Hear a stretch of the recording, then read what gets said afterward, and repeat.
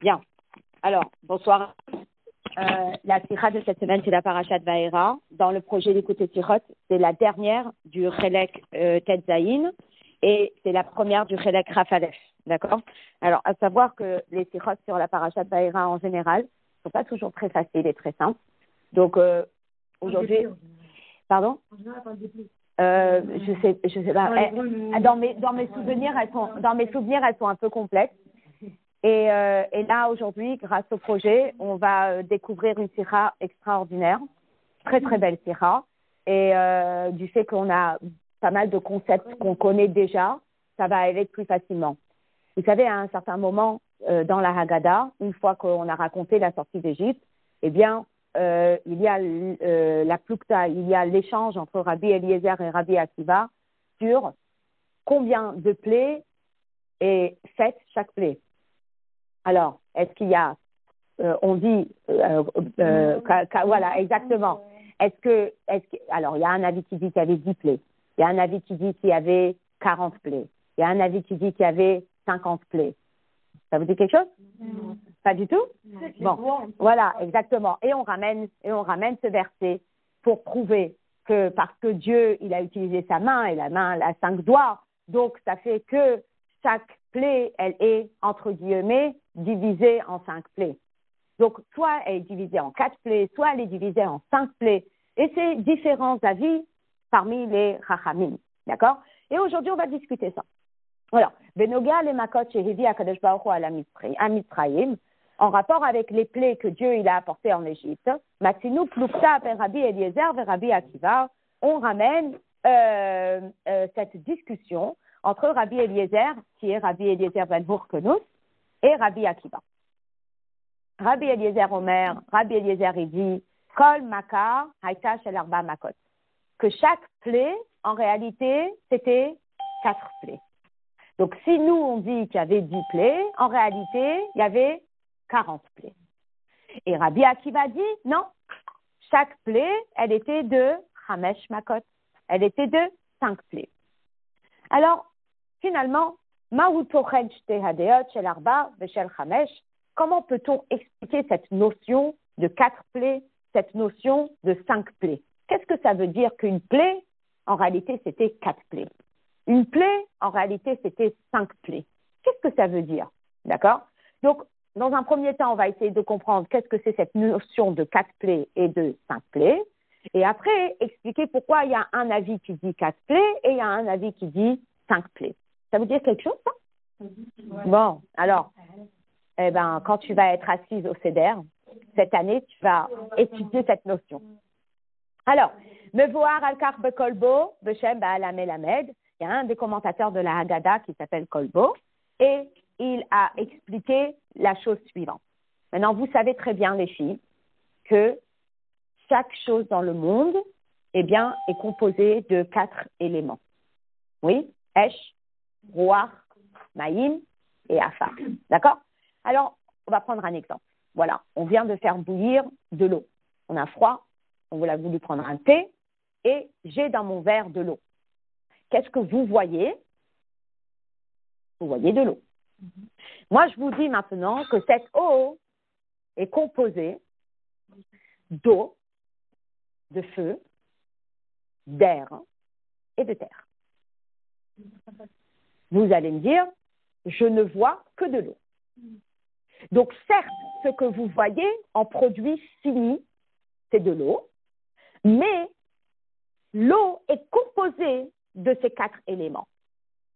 Parce que dans l'eau, il y a cette capacité de bouillir feu. Elle aurait pu ne pas bouillir, n'est-ce pas? Il y a cet oxygène qui est l'air. Dans l'eau, il y a l'eau.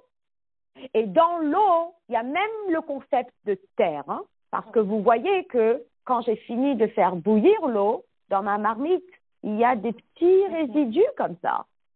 C'est Afar. Donc, quelque part, moi, je vois un verre d'eau, mais concrètement, le verre d'eau est composé des 4 éléments. Et la même chose dans chaque chose. Chaque chose Même le nom de Dieu, Yud Kevaske, il y a les 4 éléments. Chaque chose est composée de 4 éléments. Donc déjà dans notre tête et dans la Sira, il faut que ce soit quelque chose de très clair, que chaque chose est composée de 4 éléments. Donc lorsqu'on nous dit qu'il y a l'eau de Mitzrayim qui a été frappée et qui s'est transformée en sang, le produit fini, il est un, c'est de l'eau. Mais ce produit fini, il est composé de 4 éléments, l'eau, le feu, la terre et le vent. D'accord? Donc, je peux dire que la makar, la plaie, elle a soit attaqué l'eau, un produit fini, ou attaqué les 4 éléments que font l'eau. Donc, c'est 4 choses, d'accord? Donc, c'est 4 plaies, entre guillemets. Voilà. Soit, il y a un autre concept. Et l'autre concept, c'est l'atome avant la création de l'objet. Et ça, c'est le 5. Le 5, c'est l'objet dans son essence, avant qu'il ne soit un objet. D'accord? Pour vous expliquer un petit peu cette notion de l'essence de la chose, hein, je vais vous donner l'exemple. Vous vous rappelez? Je vous ai certainement raconté cette histoire quand on étudiait ensemble, soit en Tania, soit en Sira, peu importe. Vous vous rappelez, il y avait le Tzemar Tzedek qui était sur les genoux de l'Admor Hazaken. Oui, maintenant le Tzemar Tzedek, c'est son petit-fils. Il a perdu sa mère très très jeune et l'Admor Hazaken s'est engagé à l'éduquer. D'accord? Et il est sur les genoux de son grand-père. Et son grand-père lui pose la question. Il lui dit, vous Izeider, où est grand-père? Alors, réflexe du bébé, de l'enfant, il va lui tirer la barbe. Alors il dit non, ça c'est pas grand-père, c'est la barbe de grand-père. Alors après, il lui tient le bras. Il dit non, c'est pas grand-père, c'est le bras de grand-père. Et finalement, n'importe quelle chose qu'il va tenir, il va dire c'est ça d'eux, mais c'est pas grand-père. Jusqu'à ce qu'il pose le petit et qu'il se mette à marcher. Et là, l'enfant dit grand-père, grand-père. Et puis, il se retourne et l'enfant comprend que c'est pas quelque chose qu'on peut définir, pas quelque chose de produit fini. Vous voyez ce que je veux dire? C'est l'essence. Donc, dans une chose, il y a la chose qu'on va appeler le chiffre 1, et c'est le produit fini. Il y a les 4 éléments que compose la chose. Ce sont les 4 éléments que compose la chose. Et après, il y a l'essence de la chose. Comme si on disait en science, l'atome de la chose, l'essence de la chose. Avant que la chose ne soit quelque chose avec une structure, avec quelque chose, c'est avant que ce soit défini dans quelque chose, dans une sourate, dans une forme. D'accord? Ça fait 5. Non, non, le produit fini, ça. C'est soit tu regardes le produit fini, soit tu regardes les 4 éléments qui constituent le produit fini, soit tu regardes l'essence de la chose. D'accord? Voilà. Bien. Donc, c'est important de bien comprendre cette notion, parce qu'une fois qu'on a bien compris cette notion, toute la sira est claire. D'accord? Évidemment, au fur et à mesure de la sira, je répète cette notion au fur et à mesure. D'accord? Donc, on y va. Donc, Keloma. Je reprends. Les dad, Rabbi Eliezer, Hamakot, Hadrou, Bechol Arba, Yesodot, Shel Kol Davar, Shebo, Hayo, Hamakot. Selon l'avis de Rabbi Eliezer, la plaie, elle n'a pas stam touché le produit fini, l'eau, la grenouille, les poux, les animaux, mais elle a touché les 4 éléments que constitue chaque produit fini. Et c'est pour ça que selon Rabbi Eliezer, chaque plaie n'est pas une plaie, mais chaque plaie est 4 plaies. D'accord? Que l'oma, hamakalo paga bedavarak kefishi humurkav kvar mikol arba yesodot. Que la plaie, elle n'a pas seulement touché la chose une fois qu'elle est terminée, une fois qu'elle est constituée, une fois qu'elle est produit fini, et la rigia beomek yoter. Mais la plaie, elle a été plus profondément. Gam be'etzem shel kol echad ma'yesodot shebedavar velachen kol maka eta shel arba. Elle a touché les 4 éléments que constitue l'objet fini. D'accord? Donc, quand je vous ai dit, dans mon verre, il y a de l'eau, mais en réalité, si je prends un microscope spirituel, dans cette eau, il y a l'élément feu qui lui permet de devenir chaud quand je la mets sur le feu, et il y a l'élément oxygène qui est l'air, et il y a l'élémentaire qui sont les résidus dans la bouilloire à la fin, une fois que l'eau a bouilli, et il y a l'eau. Et c'est là, la maca, elle a touché ces 4 éléments. D'accord? Velachen. Kol maca est shel arba. Ou le dougma. Bemakat dam, lo hukura kamaim que fichehem nirim ki metziut shel maim, et la gama esh, haruach, ve'afar, shebemaim. Que pour la première maca, ça n'a pas seulement touché le produit fini, mais ça a touché le produit fini dans ces 4 éléments. Ça, c'est le chiffre 4. C'est bon? Maintenant, Rabbi Akiva, Mechadesh yoter mizeh. Mais Rabbi Akiva, il va plus loin. Et il dit le chiffre 5. Pourquoi? She'amaka paga gam bechomer hayuli. Que, hiyuli, pardon. C'est que la plaie, elle n'a pas seulement touché la chose constituant les 4 éléments, Shehu Pashut, Mufshat Mitziur Arba Yesodot, mais il a aussi touché le Chomer Hiyuli. Et c'est quoi le Chomer Hiyuli? Le Chomer Hiyuli, c'est ce fameux atome qui est l'essence de la chose, en plus des 4 éléments. D'accord? Venim ça. Chez Kol Makar Haïta Shel Chamesh. Et donc, selon Rabbi Akiva, chaque plaie, elle était x5. Be'arba Yesodot, parce qu'elle a touché les 4 éléments que constitue l'objet fini, le produit fini, plus le Chomer Hiyuli, plus l'atome de base, plus la source de la chose. D'accord? On est bon. C'est clair? Donc, on a compris maintenant sur quoi se base la vie de Rabbi Eliezer, 4, et sur quoi se base la vie de Rabbi Akiva. C'est extraordinaire. Nous, on lit la Haggadah. On dit, il y en a un qui dit 4 plaies, il y en a un qui dit 5 plaies. On ne comprend pas pourquoi, on ne comprend pas de quoi il se base. Et finalement, Chassidut nous explique sur quoi il se base. Et c'est pas seulement ça, c'est que Chassidut va nous expliquer des halachot de Pessah. Et on va se dire, ah, mais maintenant je comprends. Vous voyez? Alors, Kavanat Hamakot Haïta, Tishman, les Hakot Velishbor et Mitzrayim. Quelle était la raison pour laquelle Hachem, il a envoyé les plaies?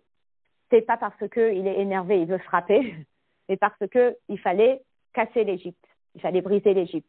On voit que, comme on a expliqué, que les makot, elles ont touché les éléments. Il fallait que la maca, que la plaie, elle touche l'eau. Il fallait que la plaie, elle touche les grenouilles. Les grenouilles, il fallait que la plaie, elle touche les corps humains avec les kinim, avec les poux. Finalement, ça veut dire quoi? Ça veut dire qu'il fallait faire un nettoyage. D'accord? Maintenant, je vais vous expliquer quelque chose de très facile, de très clair. Imaginez-vous, vous êtes, voilà, on vient de faire Gan Israël, vous avez un petit bout de chou qui est tombé. D'accord? Il est tombé et il pleure. Je garde mon sang-froid. Ok? Je sais qu'est-ce qui se passe? Je me suis fait mal. Je regarde, il y a un petit peu de terre. Je prends ma main, j'enlève la terre et la poussière, l'histoire elle est réglée. Ok? Je vois, dans un deuxième cas de figure, que l'enfant, non, pas la terre, il y a du sang. Et je regarde, et c'est un petit peu profond. Je me dis, je ne peux pas juste mettre de l'eau. Il va falloir que je nettoie avec un antiseptique. Et parfois, il faut même nettoyer plus que ça. Et parfois, il faut recoudre. Donc, l'intervention va dépendre de quoi? De la profondeur de la plaie. Plus la plaie est profonde, et plus on va intervenir différemment. D'accord? Donc, lorsqu'on nous dit que Dieu, il a frappé l'Égypte et il a envoyé les plaies, la plaie, elle va être selon l'impureté que l'Égypte a apportée dans le monde. Et s'il y a beaucoup d'impureté, eh bien, on va devoir nettoyer plus profondément. S'il y a moins d'impureté, eh bien, on va pouvoir nettoyer en surface. Donc, soit c'est en surface, soit c'est plus profond, soit c'est encore plus profond. Vous comprenez? Donc, voilà, c'est la tira. Donc, le Rabbi, il explique. le fiche Teadeot, lo aita makarat begilui. Déjà, selon ces deux avis, 4, 5, ça nous montre que quoi? Que les plaies, elles n'ont pas touché que le produit fini. Donc, si elles n'ont pas touché que le produit fini, ça veut dire que l'impureté, elle était ancrée. Après, la question va être à combien elle était ancrée. Est-ce qu'elle était ancrée 4 ou est-ce qu'elle était ancrée 5? D'accord? Et la gamme BLM ou BETM Adavar, l'impureté, elle a touché LM ou BETM Adavar. Ça nous rappelle un petit peu quand les personnes âgées, elles ont des ulcères. Vous dites quelque chose? Et qu'on doit faire des nettoyages. C'est profond. Pourquoi c'est profond? Parce que l'infection, elle est profonde. Donc, comme l'infection, elle est profonde, il faut nettoyer profondément. Donc, c'est pas juste la peau en superficie. D'accord? Deuxièmement, Théadéot anal, selon les deux avis qu'on a cités, Imayazé gam bechomer ayuli, orak bechomer que fichi eshlo kvar tziyur. Est-ce que la plaie, elle a touché l'essence, l'atome de base, ou est-ce que la plaie, elle n'a touché que les 4 éléments? Ça va dépendre à combien l'impureté d'Égypte a pénétré la chose. Est-ce que ça a pénétré la chose de façon à ce que je peux laisser la chose exister ou est-ce qu'il faut que je la détruise dans son essence? Vous voyez? Ou BTM, le shiurzé baoua makot. Et c'est selon l'évaluation de l'impureté apportée en Égypte que Dieu a envoyé les makot, que dès les vatel tumazo, pour annuler cette impureté. Une fois qu'on a compris ça, alors on va pouvoir comprendre toute cette mitzvah de Istur Chametz. Et il y a une raison pourquoi on n'a pas le droit de manger Chametz. D'accord? Parce que Chametz, ça symbolise l'impureté. Donc comme Chametz, ça symbolise l'impureté d'Égypte, alors qu'est-ce qu'on doit faire? Eh bien, on doit s'en abstenir. Alors maintenant, à combien je dois m'en abstenir? Est-ce que je dois m'abstenir de Chametz à la surface? Est-ce que je dois m'abstenir de Chametz en creusant un peu? Ou est-ce que je dois m'abstenir de Chametz bien plus profondément? Vous voyez? C'est un petit peu, vous savez, si je peux dire, si une personne est de mauvaise fréquentation et vous voyez que l'enfant, c'est une très mauvaise influence. Alors, est-ce que ça suffit juste de lui dire un texto par jour, ça suffit mon enfant? Ou est-ce qu'il faut dire peut-être que tu t'arrêtes de faire des textos pendant une semaine et on va voir ce que ça donne? Ou est-ce que ça veut dire que Birchal, il faut changer de classe? Ou est-ce que ça veut dire qu'il faut aller prendre un petit mois de vacances? La distance, elle va dépendre de quoi? De combien c'est fatal de changer de sol. De combien c'est de déménager. Aïnyan Anal, ce dont on vient de parler, Machetoumat Mitzraïm et Guilla, Adetsem Metziut Advarim, lorsqu'on nous parle de cette impureté d'Égypte qui s'est ancrée dans l'essence des choses. Ve'aplukta Anal Bechar, et cette discussion, est-ce qu'on doit détruire la chose entièrement ou est-ce qu'on doit juste nettoyer la chose? C'est un concept qu'on peut retrouver dans la halakha. Dans l'Iglé de Torah, dans la halakha, dans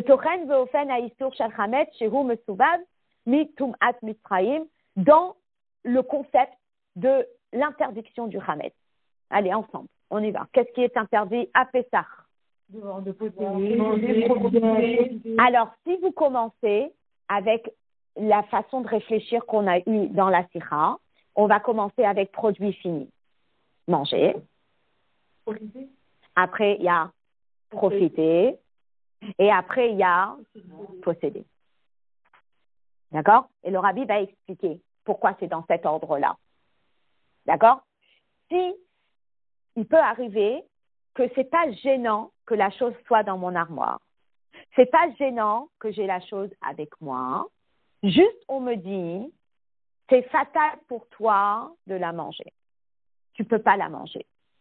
D'accord? Donc, on va imaginer une personne qui a une allergie, d'accord? Et on va lui dire, tu sais, tu ne peux pas manger de cacahuètes. Mais tu peux en avoir dans ton assiette et tu peux en avoir dans ta maison. Oui? Ça veut dire que l'allergie, elle est quoi? Elle est légère. Si la personne, elle est réellement très allergique, on va lui dire, pas seulement tu ne dois pas en manger, mais tu ne dois pas le partager avec tes amis, parce que rien que de le toucher, c'est fatal pour toi. Et surtout, n'en est pas dans tes armoires et n'en a pas dans ta cuisine. Vous imaginez? Ça veut dire que quoi? Ça veut dire que l'allergie, elle est très forte. C'est tout. C'est exactement la même chose. L'impureté de Mitzrayim, elle était tellement forte que c'est pas Stam Isur Be'achila, mais c'est Isur Behana'a, et c'est pas Stam Isur Behana'a, mais c'est même Balirae ou Balimatsé, je veux pas que tu en aies chez toi et que je veux pas que tu le regardes. Vous imaginez? Ça veut dire que c'était pas seulement dans le produit fini, mais c'est même dans les composants du produit fini, et c'est même dans les 4 éléments du produit fini, et c'est même dans l'atome avant que le produit ne soit confectionné. Vous voyez l'échelonnement de la sira? Voilà, c'est tout. Ça, c'est le Hod Gimel. On va le faire sur le texte. Isur HaChametz, Enorak Be'achila Ve'hana'a. Que l'interdiction du Chametz n'est pas seulement dans le fait de le manger, d'en tirer profit, et la gamme de Balirae ou Balimatsé, mais c'est aussi qu'on ne peut pas le voir et qu'on ne peut pas le posséder. D'accord? Comme on voit toutes les conséquences, si on en a à la maison, etc., et puis au Chametz.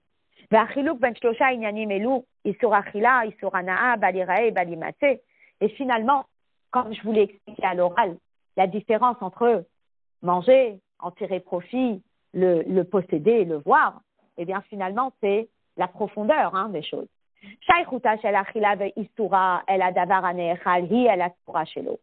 Lorsqu'on me dit cet aliment est interdit, c'est le produit fini qui est interdit. D'accord? On parle du produit fini. L'aliment lui-même, en tant que produit fini, eh bien, tu ne peux pas le consommer.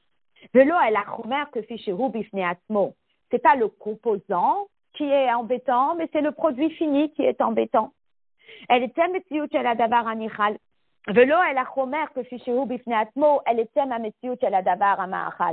peut tout à fait arriver que l'aliment cru ne soit pas problématique, mais on dit, si cet aliment, il est cuit, eh bien, produit fini, tu peux pas le manger. D'accord? Je vous donne un exemple, le rabbi va en parler dans 2 minutes. Par contre, tirer profit de quelque chose, c'est pas le produit fini, mais tirer profit de quelque chose, ça peut être l'élément du produit fini. Je vous donne un exemple. L'exemple que je vais vous rapporter, c'est pas un aliment, mais ça va être une voiture. Allez, t'es venu en voiture. À quoi te sert la voiture? Bien, la voiture te permet de te déplacer, te permet de venir à un cours le soir alors que tu habites loin en banlieue. C'est extraordinaire. D'accord? Donc, le produit fini de la voiture a comme objectif de quoi? De conduire madame de point A à point B. D'accord? Maintenant, dans cette voiture, il y a quoi? Alors, dans cette voiture, il y a ce qu'on appelle des pièces. D'accord? Mais maintenant, si elle arrive chez le garagiste et elle voit toutes les pièces d'une voiture, elle voit des roues, elle voit la carrosserie, elle voit des vitres, elle voit un volant, elle ne peut pas dire « Ah, super, j'ai ce qu'il faut pour me déplacer ». Il y a les éléments, mais il n'y a pas le produit fini. Avec les éléments, est-ce que le vendeur il peut faire quelque chose? Bien sûr. Il peut te vendre des roues, il peut te vendre une carrosserie, il peut te vendre un volant, il peut te vendre un rétroviseur. Oui, il peut hana'a, mais il ne peut pas achila. Vous voyez? Le produit fini va te permettre de te déplacer. Mais les pièces, elles ne vont pas te permettre de te déplacer. Mais elles peuvent te permettre de gagner ta vie parce que tu risques d'en faire un business et de les vendre à quelqu'un qui en a besoin. Vous voyez? Donc, lorsqu'on parle de Isur Achila pour Chametz, c'est l'interdiction de manger le produit fini. Lorsqu'on parle de Isur Hana'a pour Chametz, c'est une interdiction qui est plus profonde.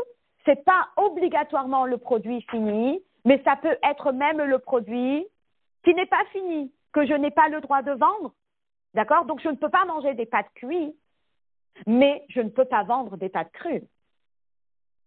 Vous voyez ce que je veux dire? Donc, je n'ai pas le droit de manger la baguette, que le vendeur a, et je ne peux pas vendre des pâtes crues. Donc les pâtes crues, elles sont peut-être pas un produit fini, mais c'est un produit quand même, il y a une soura, d'accord? Et je vais laisser le crochet pour qu'on continue dans le raisonnement. Omnam kevan, shegam akesher shalana'a ve'isura shaladavar ou aliode hashimush bo. Alors il est vrai que le point commun entre le fait de le manger et le fait d'en profiter, c'est le fait que je puisse m'en servir, d'accord? Ça veut dire qu'il y a une forme dans l'histoire, n'est-ce pas?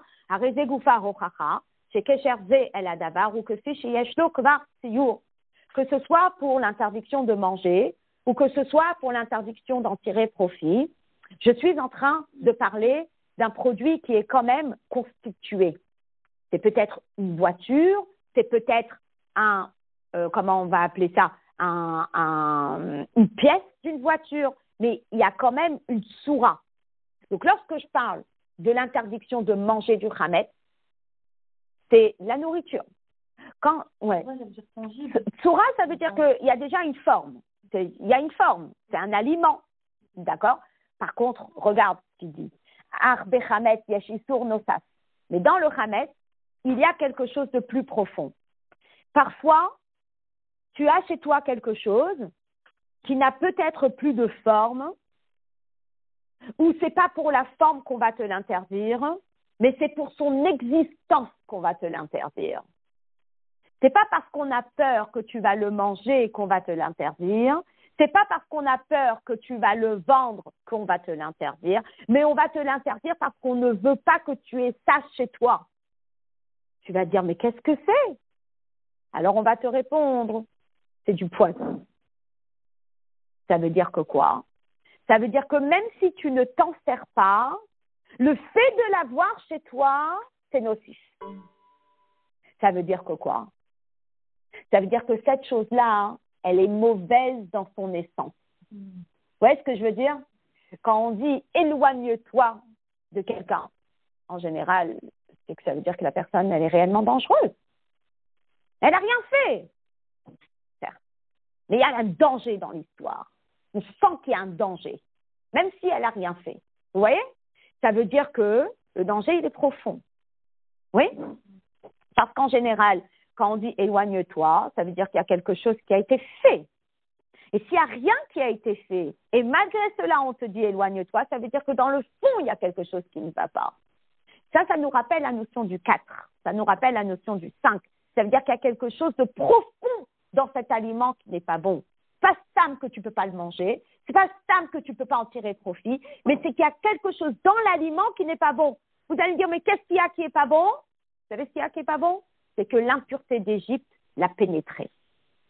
Et comme l'impureté d'Égypte l'a pénétré, ça ne peut pas être chez vous à la maison. Vous voyez? C'est tout.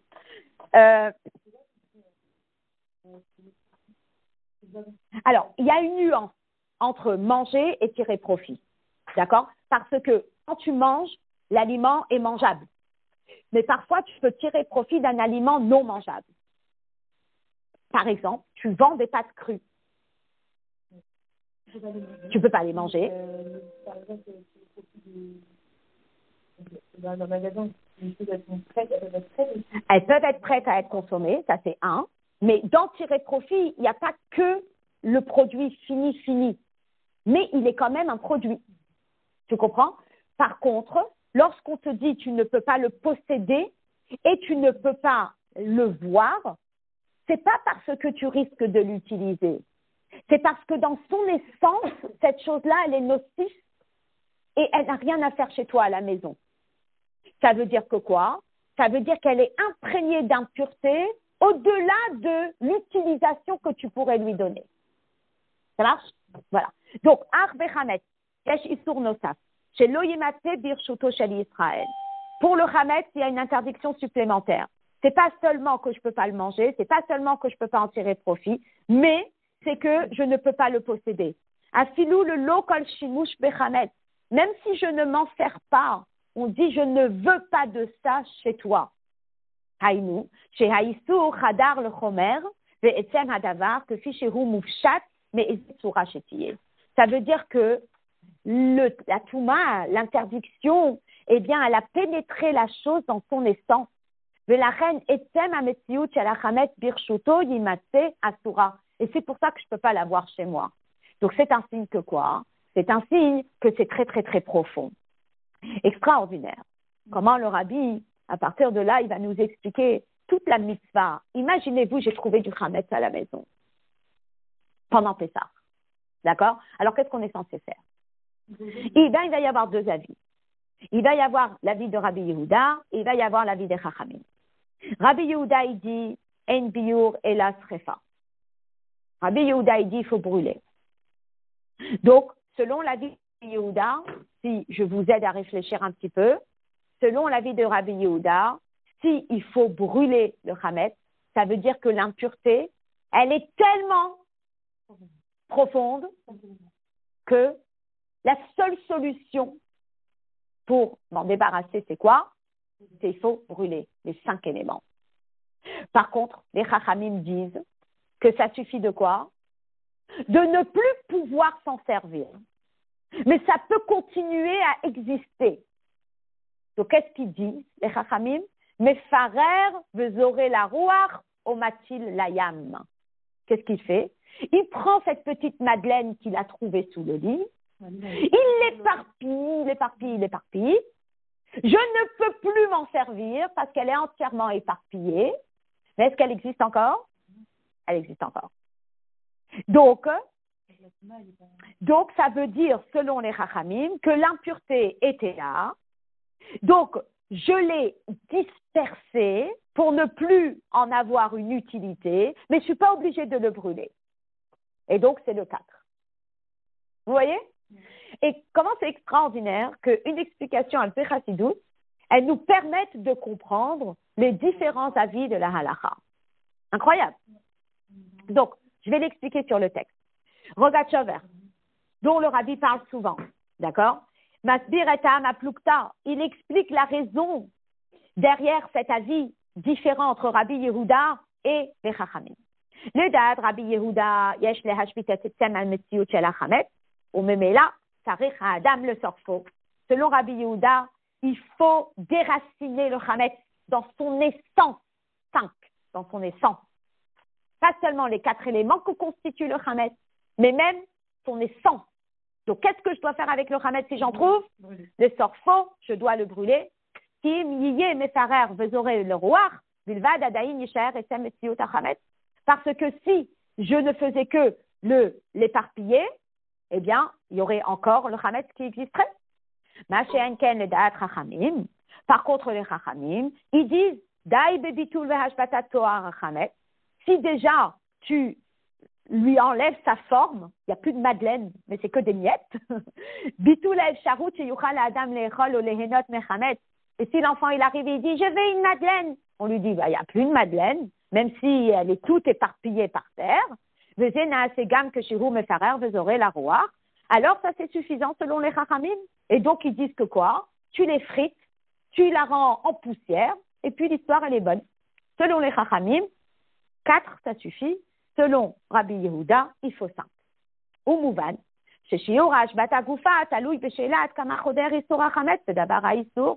Et donc, en réalité, la discussion, elle va se baser sur à combien l'impureté, elle imprégnait la chose. Vous savez que Dieu préserve. Ça me rappelle vraiment les infections. Une infection qui est trop profonde et que Dieu préserve, on n'arrive pas à l'enlever. Dieu préserve que Dieu préserve. Parfois, ils sont obligés de toucher un petit peu le membre qui est concerné. Parce qu'ils disent, on n'arrive pas à enlever l'infection, on doit toucher le membre. Vous voyez ce que je veux dire? Et s'ils disent, on peut sauver le membre, c'est un signe que quoi? Que l'infection n'a pas touché. Oui, c'est vraiment cette même notion. Et donc, le rabbi, il explique, si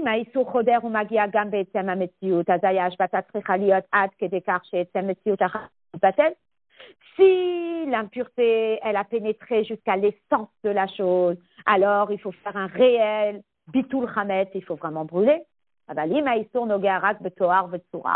Mais si l'impureté n'a touché que la forme, alors ça suffit de le rendre hors mangeable, donc tu les frites. Et c'est pas nécessaire d'aller jusqu'à le brûler. יש לומר ששתי דעות אלו הן בהתאם לשתי השיטות de Rabbi Eliezer ורבי עקיבא בעניין המכות. On est là, on est à la fin du paragraphe d'Aleph. Et donc là, on va pouvoir comprendre qu'en réalité, ces deux avis de Rabbi Yehuda et de Chachamim, eh bien, elles sont entièrement en fusion avec les avis de Rabbi Eliezer et de Rabbi Akiva. Rabbi Eliezer, il dit « Kol maka shel arba makot ». Rabbi Eliezer, il dit que chaque maka, elle était constituée de 4 makot. Chez Hamakot ayurak bedavar, que fi shekvar yesh po siyur shel arba yesodot, parce que selon Rabbi Eliezer, l'impureté n'avait pas touché l'essence de la chose, elle avait touché que la chose elle-même, les 4 éléments. Et donc, Rabbi Eliezer suit l'avis des Chachamim, Af mefarer vezoré la roach, ça suffit de l'éparpiller, et l'histoire, elle est tranquille, réglée. Il faut juste enlever l'aspect de l'aliment, donc tu l'éparpilles, tu les frites, et ça suffit. De façon à ce que tu ne puisses plus le manger, et de façon à ce que tu ne puisses plus le vendre. Imaginez-vous, moi je vends mon paquet de madeleines, si je prends toutes mes madeleines et je les fais en purée, quelqu'un va venir m'acheter une madeleine, je vais lui dire, désolé, je ne peux plus vous la vendre, parce qu'elle est entièrement effritée, n'est-ce pas? Et selon Rabbi Eliezer, ça suffit, selon les Chachamim, ça suffit. Par contre, Rabbi Akiva, il dit que quoi? C'est Kol Maka Shachamesh Makot. Rabbi Akiva, il dit que non, les makot, eh bien, elles ont touché l'essence de la chose. C'est un makot ayugam bechomer ahiyuli, que les makot, elles ont touché l'essence de la chose, elles ont touché l'atome avant que la chose ne soit une chose. Himishum de svirele, c'est shitat Rabbi Yehuda, chez Enbio Chametz et la Srefa, et selon cet avis, si la maka, elle a touché l'essence de la chose, ça veut dire que l'essence de la chose, elle était infectée. Si l'essence de la chose, elle était infectée, le chametz, il faut quoi? Ça ne suffit pas de l'effriter, ça ne suffit pas de l'éparpiller, il faut faire quoi? Il faut le brûler. On est bon? Voilà. Le rabbi rentre encore plus profondément, je vous laisse pour ça. Le hé, on va passer. La réponse, c'est tranquillement, parce qu'on brûle les chamettes. Alors, exactement. Le rabbi va expliquer que oui, il va y avoir 2 avis, et l'avis sur lequel on tient, c'est qu'on le brûle le chametz. Alors, maintenant, nous, on va sauter le hé, d'accord? Parce que, au moins, je vous ai expliqué un petit peu le concept. Après, ce qui est très, très beau, c'est le rabbi va expliquer qu'il y a 2 avis par rapport à combien d'exils on a. Alors, combien d'exils? Combien d'exils vous connaissez? 2 exils? Non. Alors, 5 exils? Ok. Allez, personne n'a enseigné combien d'exils? 4, 5. Edom, c'est nous? Edom, c'est nous. On est le 5e? Alors, il y a un avis qui dit 5 et un avis qui dit 4. Hop, on recommence. Voilà. Alors, Alpi à Amour le selon ce qu'on a vu plus haut, Shaflukta de Rabbi Eliezer ve Rabbi Akiva Tluya, de Mida Sheba Chadra, Tumat Mitzrayim et Eret Mitzrayim, de Et Asherba. Alors, d'après ce qu'on a compris de la Sira, c'est que s'il y a différents avis, c'est pour nous dire à combien il y avait l'infection. Il y a médecin 1 qui dit ça n'a pas touché l'os, il y a médecin 2 qui dit ça a touché l'os. D'accord? Donc, Rabbi Eliezer, il dit ça n'a pas touché l'essence. Rabbi Akiva dit ça a oui touché l'essence. L'impureté, elle a été jusqu'au bout, c'est l'impureté la plus impure qui puisse exister. Et maintenant, on va pouvoir comprendre les différents avis sur combien d'exils il y a eu.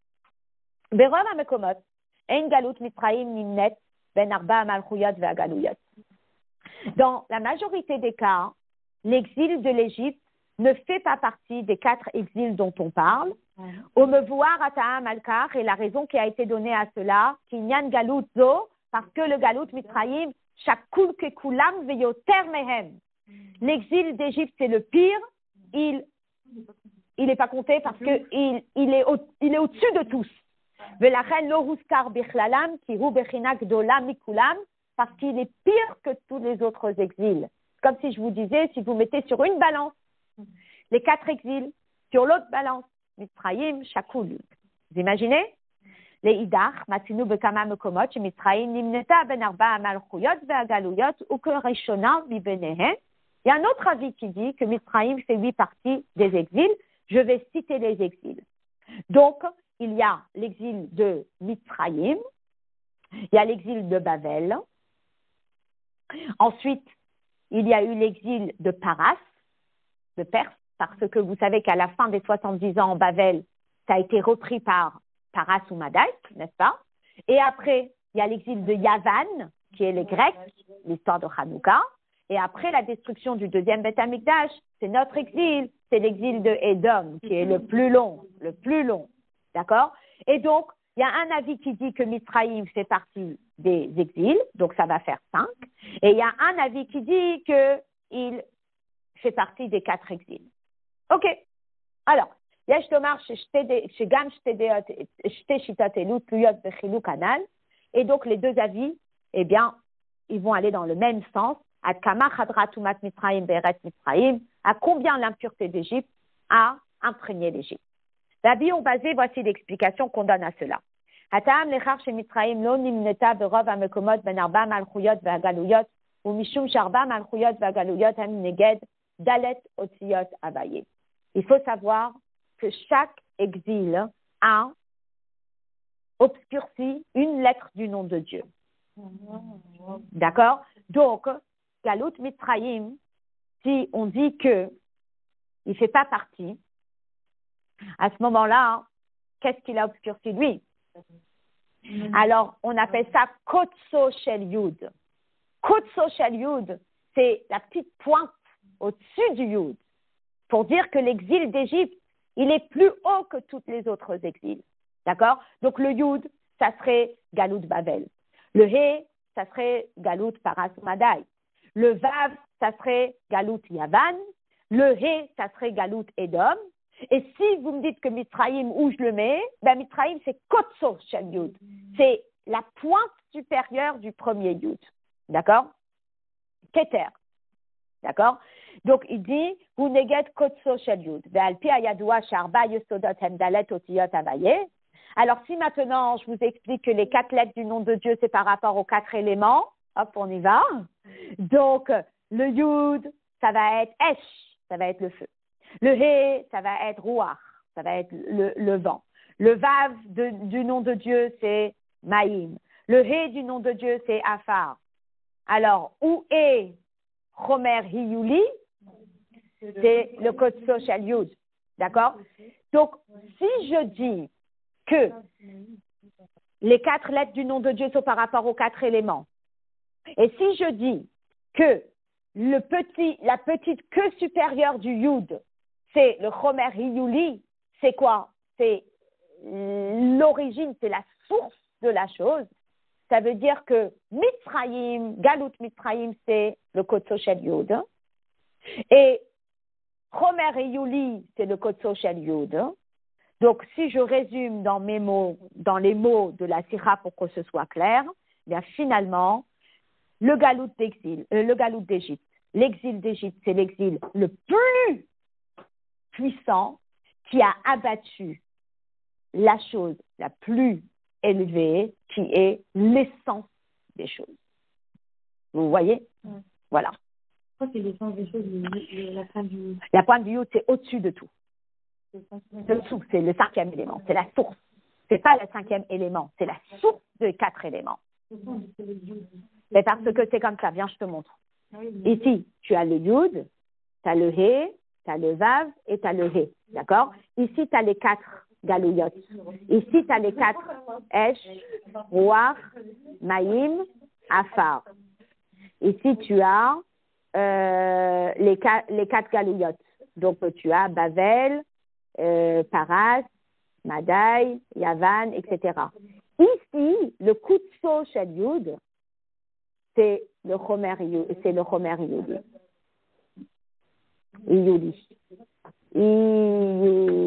Et ici tu as Mitzrayim.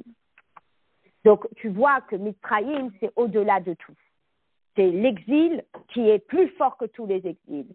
Et ça symbolise l'essence. Et c'est pour ça que Hachem, il ne s'est pas suffi juste de frapper le produit fini, mais il a frappé le produit fini en tant que 4 éléments et le Chomer et Yoli. Ça marche? On va prendre la photo. Pour les autres, c'est qu'il n'a pas eu de exact. Ils ont eu d'autres punitions. D'autres punitions. Exact. Donc le rabbi termine en disant Nimsa sharba galuyot em keneged arba yesodot vegalut mitzrayim pag'a gam bechomer ha'iyuli. Alors que le Galout Mitzrayim, il a touché Chomer ha'iyuli, et j'enverrai une petite photo du dessin qu'on a fait là pour que ce soit clair. D'accord? Chomer ha'iyuli. Non, c'est l'essence de la création, c'est l'essence de la création, c'est l'essence des choses. Ben, c'est l'essence des 4. Oui. Alors, si tu veux dire qu'est-ce que ça a affecté chez Dieu, c'est ça que tu veux dire dans le nom de Dieu, ça a affecté Keter.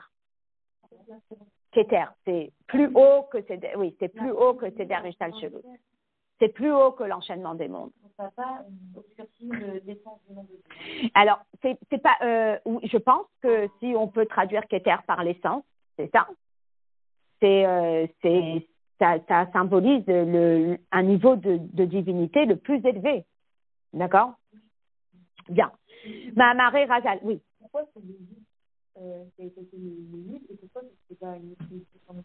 mais parce que l'Égypte, il est le pire. C'est comme ça? C'est le premier. Non.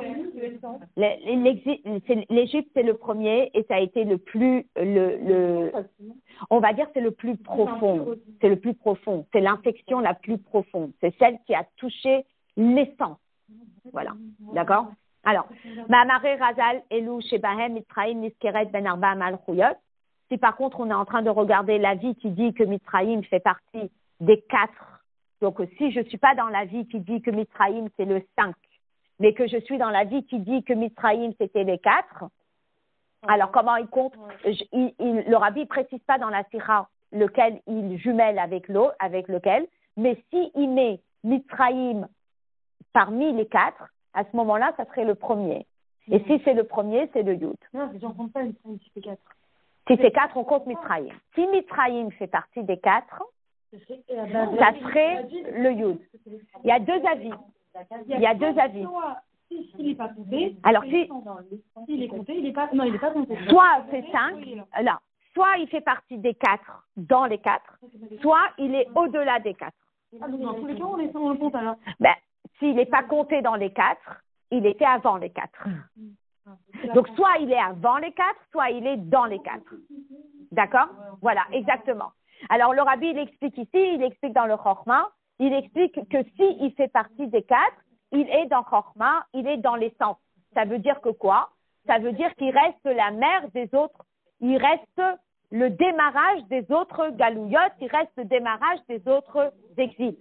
Voilà. Alors, les filles, vous pouvez revenir. Et maintenant, on va apporter tout ça dans la Avoda Rouchanit, dans notre service spirituel. Je pense qu'on va pouvoir aller un peu plus rapidement parce que c'est beaucoup plus simple, mais extraordinaire. Inyana Galut veyetiat Mitzrayim yeshnogam be'avoda Rouchanit. L'exil et Yetiat Mitzrayim, elle existe dans notre Avoda. Mitzrayim ou Milachon Metzarim ou Gvulim. Lorsqu'on parle de Mitzrayim, ce sont nos limites. Et donc, dans la Sikha aujourd'hui, le Rabbi va nous expliquer comment sortir de nos limites extraordinaires. Galut Mitzrayim Pirusha, qu'est-ce que ça veut dire sortir des limites? Chez Avodato Shel Yehudi, ça veut dire que le travail du juif, Yesh la Gvul, il est limité. Shehi Naaset Ben Dida Vehagvala, un juif, il fait des choses de façon limitée. Le matin, il se lève, il fait Modéani, il se lave les mains, il fait sa tfila, il étudie, ou parfois il étudie, après il fait sa tfila. Il a un ordre, c'est limité. Il ne va pas mettre 10 paires de tfilines. Enfin, c'est limité, d'accord? Yetiat Mitzrayim hi, yetiato be'avodato, mikol amdidot ve'agvalot. Et lorsqu'on lui dit sors de l'Égypte, la traduction qu'on va donner aujourd'hui, c'est sors de ta zone de confort. D'accord? Game agvalot shanefesh ha'elokit. Ça veut dire que même quand nous, maintenant, on est en train d'étudier, on doit sortir de notre zone de confort. Maintenant, je vais reprendre mon papier. Et dans mon papier, je vais marquer ici un yud, un he. Peut-être, il marche ton stylo? Ah, c'est gentil. Ah, je peux? Ok. Donc ici, j'ai un yud Ici, j'ai un He, ici, j'ai un Vav, et ici, j'ai un He. D'accord? Yud Ke Vav Ke. Maintenant, nous, dans notre avoda, on a Yud Ke Vav Ke. Le Yud, vous le savez, c'est quoi? C'est quoi Yud? Alors, après, il y a Chokma, il y a le Sechel. Après, on a les Midot. Et après, on a Marshava, Dibour et Maasé. D'accord? Alors, le Rabbi va expliquer qu'est-ce que ça veut dire sortir de ses limites à ces différentes étapes. D'accord? Donc, le Rabbi, il explique. Chokma, c'est Messirut Nefesh. C'est Yud. Le He, c'est Bina, c'est Sechel. Le Vav, c'est les Midot. Et le He, c'est Malchut. Non, je ne fais pas vite parce que je marque. Voilà. Le Yud. Ouais, il faut un tableau.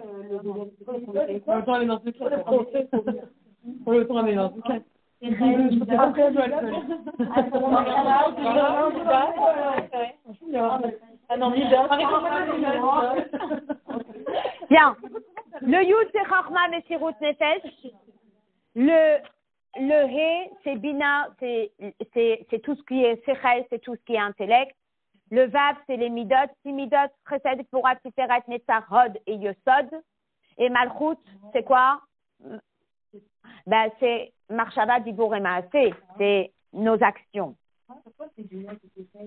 Alors ça, c'est tout un cours de Tania. Éventuellement, je reviendrai dessus.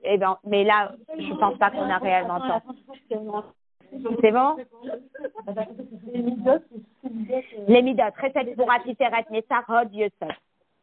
D'accord? C'est bon, les filles? Alors, comment on va sortir de notre zone de confort? Alors, on va sortir, le Rabbi va nous expliquer comment sortir de notre zone de confort du bas vers le haut.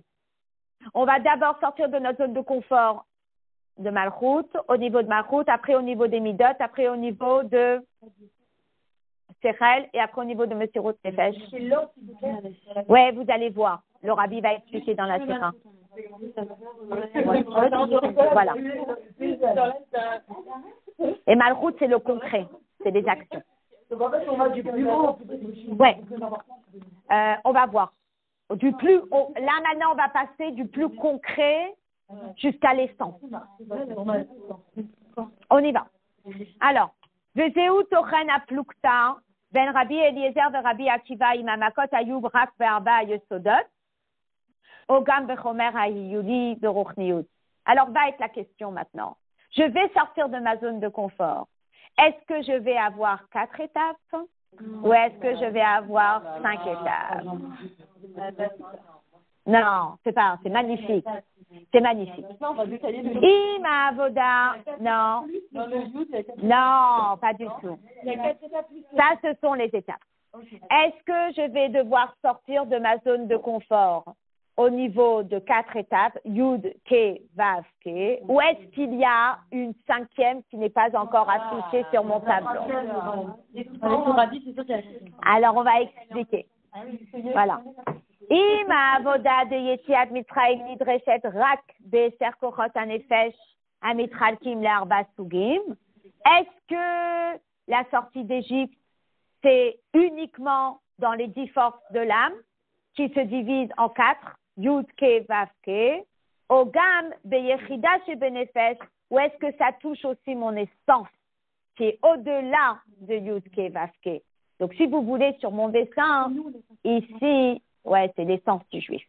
Ici, vous avez l'essence. Donc, la question, c'est est-ce qu'on va sortir de notre zone de confort uniquement sur le plan action, sur le plan émotion, sur le plan intellect, sur le plan Messirut Nefesh, ou est-ce qu'on va aussi sortir de notre zone de confort sur le plan essence, la Yechida chez Benefesh? D'accord? Et forcément, le Rabbi va expliquer chacune individuellement. On y va. Alors, dans un premier temps, il va nous parler de quoi? Il va nous parler de Malchut, il va nous parler du concret de notre avoda de Poel, après il va nous parler des Midot, après il va nous parler de notre intellect, après il va nous parler de Messirut Nefesh.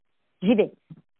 Les Da'al Rabbi Eliezer, vous l'avez? Non. on est au milieu de la première colonne de la page 92. Les Da'at Rabbi Eliezer, selon l'avis de Rabbi Eliezer, Kol Maka Shel Arba Makot, chaque Maka, elle a fonctionné sur 4 plans. Nidreshet Avoda Shel Yitziat Mitzrayim Bechol Arba Sugei Kochot HaNefesh. Eh bien, nous aussi, on doit avoir ce qu'on appelle un 4 plans. Yesh Latzet Me'agbalot Shel Kol Echad Mehem. Et on doit sortir de notre zone de confort sur les 4 plans. Haofen Atarton Beyoter ou Amedida Ve'agbala Be'milchamat HaYetzer. Déjà, la première chose, c'est comment tu gères ton Yetzer Hara. Ton Yetzer Hara, il arrive et il te dit, il fait froid, ne va pas étudier la Torah. Comment je le gère? Mon Yetzer Hara, il arrive et il me dit, est-ce que c'est tellement grave de lire ce magazine? C'est que dans la pensée.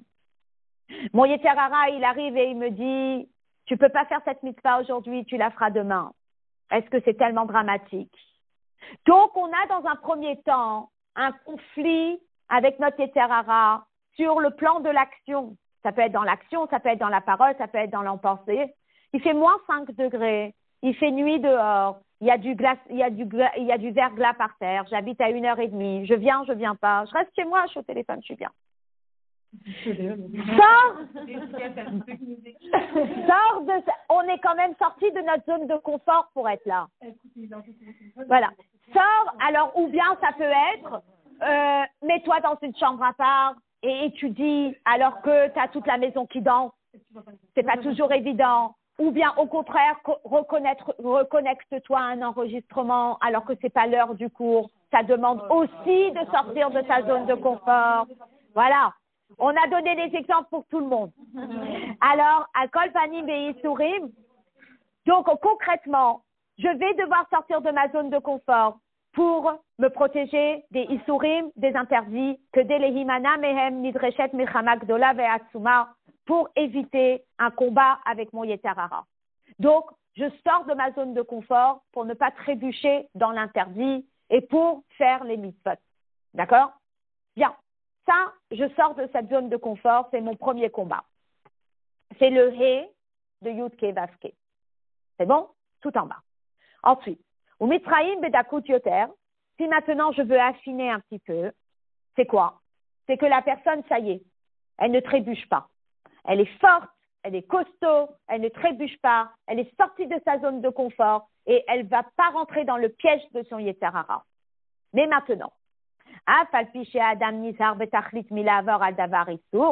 elle a réussi à se protéger de l'interdit. Même si c'est un petit interdit des Chachamim, elle est là avec sa copine chez Starbucks et elle dit mais il y a peut-être du halavakoum, etc. Ça y est, elle a réussi à rester forte. Et sa copine qui lui dit mais hier tu l'as pris ton café, pourquoi tu ne le prends pas aujourd'hui? Elle dit mais parce que j'ai découvert que dans ce café c'était pas top, je préfère éviter. Extraordinaire, c'est magnifique. Elle a réussi ce combat. Mais maintenant, Hanagato beinyane eter ibeofen amatim lanachot haolam, bechol davar sheose yesh tfisat makom lisheela ma yomru abriot. Mais il y a toujours cette voix qui résonne en elle en disant que vont dire les gens maintenant? Qu'est-ce que vont dire les gens que tu as préféré faire ça au lieu de faire ça? Et que vont dire les gens que tu as préféré t'habiller comme ça au lieu de t'habiller comme ça? Et que vont dire les gens? Vous savez, que vont dire les gens? On ne peut même pas imaginer combien l'impact des gens est puissant sur nous. On ne peut pas imaginer.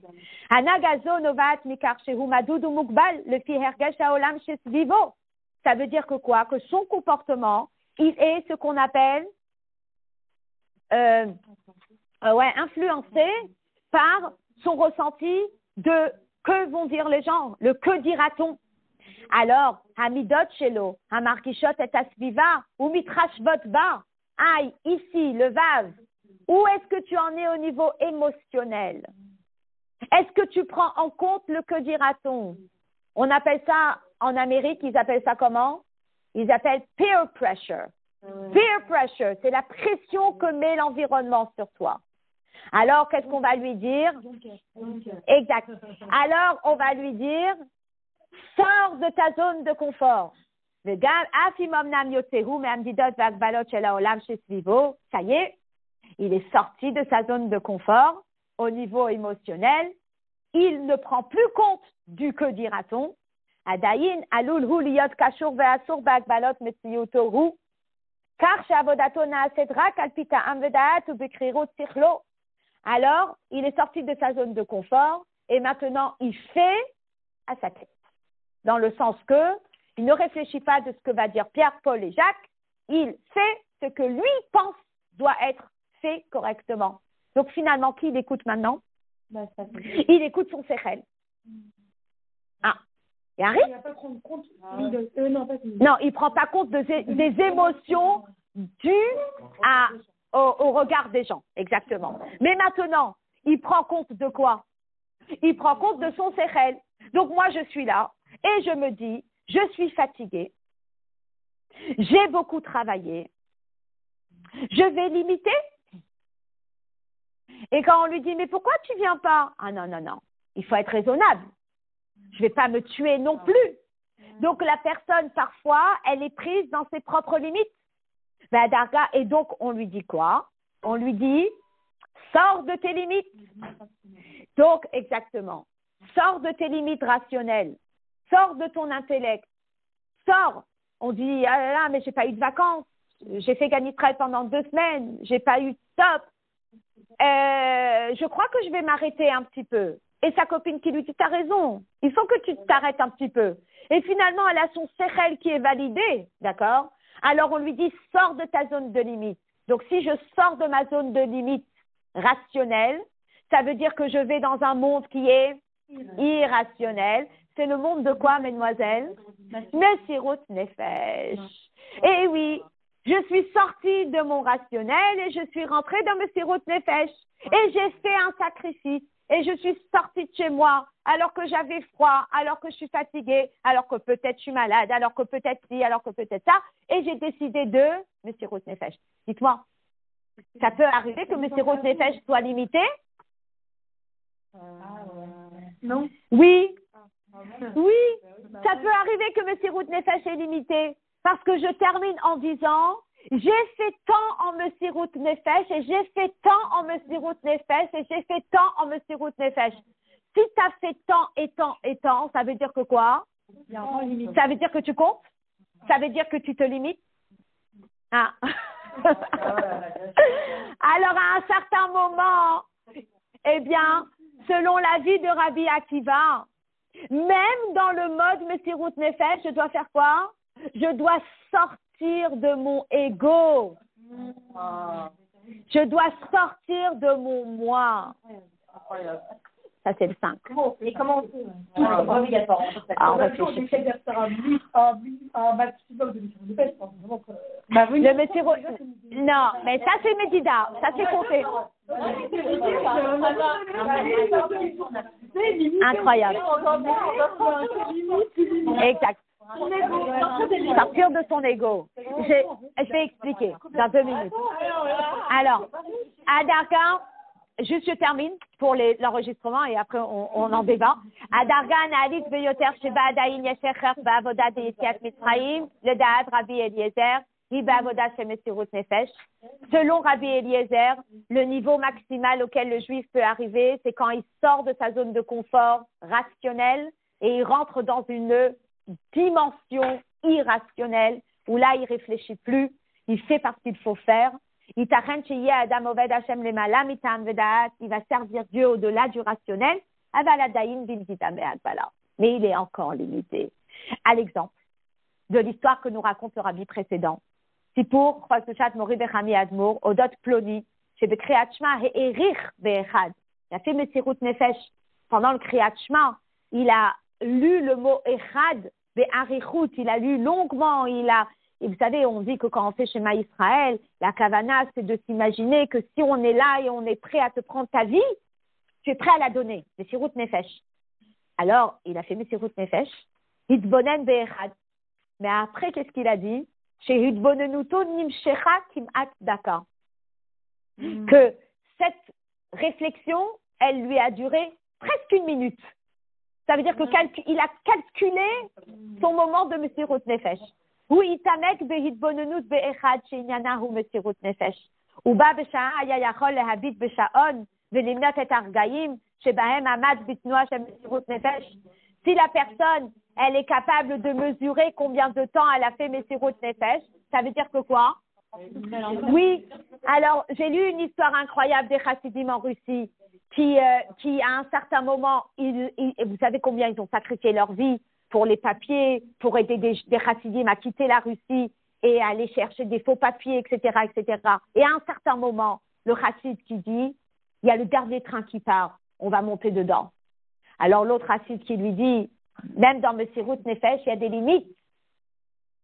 Ça, c'est quand le Messirut Nefesh. Exactement. Donc, c'est la vie de qui? C'est la vie de Rabbi Eliezer. Obedakut yoter, adayin yesh to herkesh et hu noreg be Messirut Nefesh.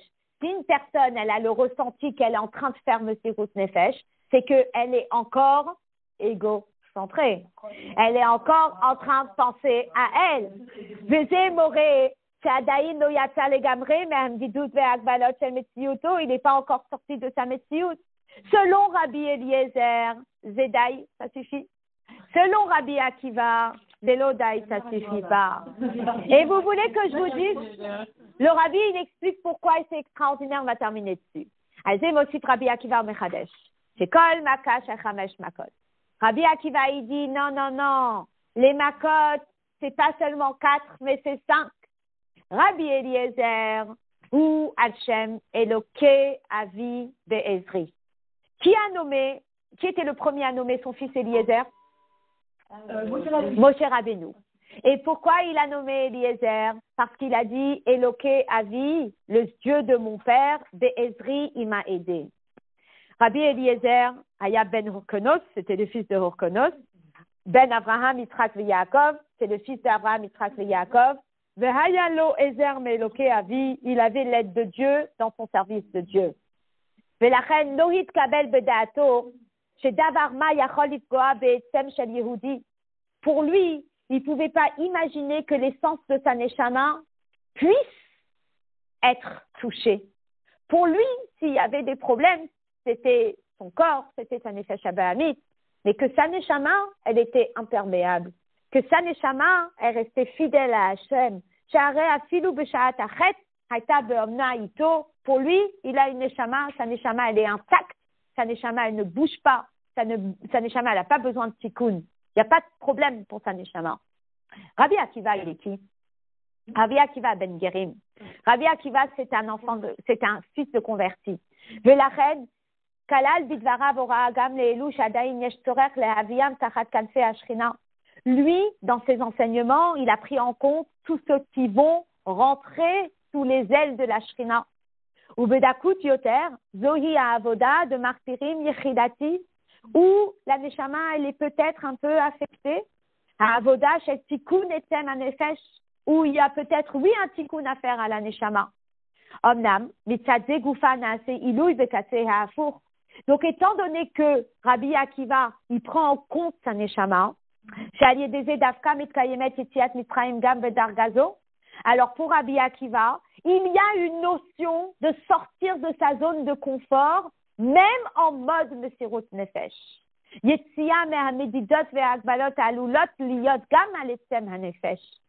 peut y avoir des limites autour de la Neshama.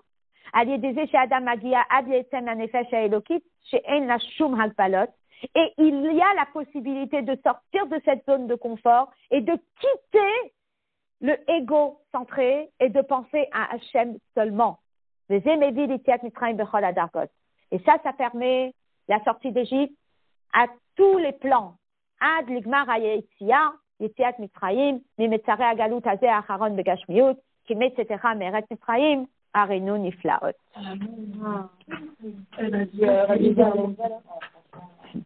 Alors, Rabbi Eliezer, lui, eh bien, il est resté dans tout ce qui était le travail personnel du juif en dispensant la neshama elle-même. Ça veut dire que pour Rabbi Eliezer, la neshama, c'est une partie de Dieu qui est en moi, qui est imperméable, qui ne peut pas être touchée, et je fais jusqu'à Messirut Nefesh. Point. C'est tout. Selon Rabbi Akiva, qui a, oui, une expérience différente avec une Neshama, puisqu'il est converti. Rabbi Eliezer, non. Donc, pour Rabbi Akiva, la Neshama, il en prend compte.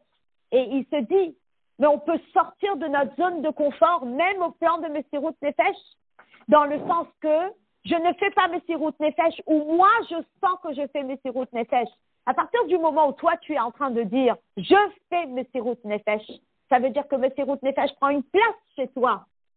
Mais il y a un niveau chez les Juifs où Messirut Nefesh, c'est au-delà de sa dimension personnelle. Alors, ça, c'est un exemple. Le Rabbi ne donne pas d'exemple, mais c'est réellement la personne qui lâche prise, elle ne pense pas à elle, et elle fait ce qu'elle a à faire sans réfléchir, elle, dans cette histoire. Elle fait pour Hachem. C'est un bitoul, c'est une soumission à Hachem où il fait abstraction de sa personne totalement. Il n'est pas là en train de mesurer s'il est en train de faire Messirut Nefesh ou s'il n'est pas en train de faire Messirut Nefesh. Tu comprends, quand je te dis, je suis sortie de ma zone de confort et j'ai fait telle mitzvah, je suis consciente que j'ai une zone de confort et je suis consciente que la mitzvah, elle est importante et je suis consciente que je suis sortie de ma zone de confort. Donc, je suis peut-être arrivée à l'échelon maximal, mais je suis encore quelqu'un. Selon Rabbi Akiva, quand il dit « je rêve de faire Messirut Nefesh et de donner ma vie pour Dieu », il rêve de ne plus être là en tant qu'individu, mais être là entièrement en fusion avec Akadosh Baruch Hu. Ça, c'est sortir de sa zone de confort personnel pour fusionner avec Akadosh Baruch Hu. Et ça, c'est le 5. Alors, c'est un niveau très, très, très élevé. Non, mais ce qui est très beau, c'est que ça rejoint le Tanya d'aujourd'hui. Le Tanya d'aujourd'hui, il est en train d'expliquer que pas tout le monde ne peut devenir tzaddik, mais tout le monde peut aspirer à être un tzaddik. Et ça, c'est quelque chose de très fort. Parce que quand j'aspire à quelque chose de très élevé, ma dynamique dans ma avoda, elle est très différente. Tu comprends? J'aspire à quelque chose. Ça veut dire que finalement, tu vas peut-être sortir du cours et tu vas peut-être pas raconter ton Messirut Nefesh. Tu comprends ce que je veux dire? Ça veut dire que tu vas pas le calculer, tu vas pas le mesurer. Même si tu es consciente, tu comprends? Mais on aspire à quelque chose de plus haut. Allez, à méditer tout le monde. Mais moi, je pense qu'on peut considérer. Allez, ça y est. Non, j'avais aimé. Non, 2 secondes.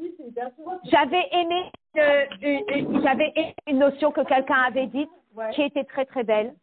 Parce qu'il disait, est-ce qu'on était rachat ou quoi? Alors, il dit que le juif, il doit dire, il ne doit pas dire qu'il est ce qu'il est, mais il doit dire il est sur le chemin de. On est sur le chemin du Benoni. On est sur le chemin du Tzaddik. C'est une certaine dynamique.